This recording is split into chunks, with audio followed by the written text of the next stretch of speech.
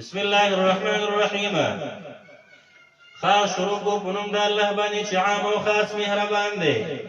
قلت وای د الله پیغمبر علیه الصلاة والسلام اعوذ زبنانسم برب الناس، فرب د خلق باندې په پالون کې د خلقو، ملک الناس چې بادشاہ د خلقو دی، اله الناس حاجت روا د خلقو دی.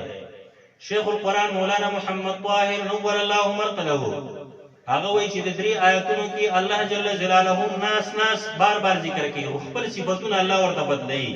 اول کې وایي رب الناس، دویم کې وایي ملک الناس، دریم کې وایي اله الناس. وایي دې کې اشاره ده ته چې انسان باندې په ژوند کې درې مرحلې راځي. یو مرحله د ماشوموالي ده، نو ماشوموالي کې تربیت د ټول انسانیت چا کړی؟ الله کړی دی. دویمه مرحله په انسان باندې د ځوانۍ راځي.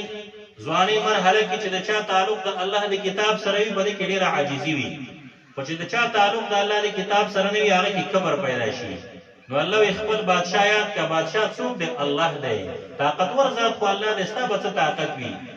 یو زکام مرض در باندې ولګي، یو میاشت د کور نه راوځي، په سر دې درد وي د کور نه راوځي. ملک الناس بادشاہ د انسانانو څوک دی؟ الله دی. درېمه مرحله چې په انسان په ژوند کې راځي هغه د بوډاوالي ده. کله چې سړی سپین ږیری شي که اولاد صالحه وي ډېر ښایسته، الله دې د ټولو مسلمانانو اولاد صالحه وګرځوي. صالحه اولاد دا ډېره غټه خزانه او ذخیره ده.